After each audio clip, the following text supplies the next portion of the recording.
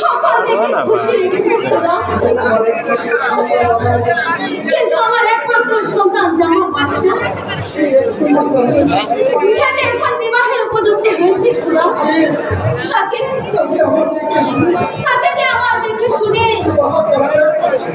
বিবাহ করানো এখন, কিন্তু আমি কোথায় যাবো খোদা? আমাকে তুমি বলে দাও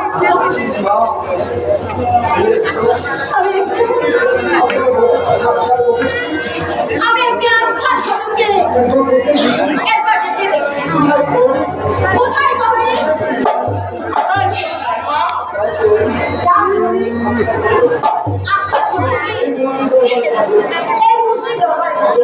তবে আমি যাচ্ছি রান্না।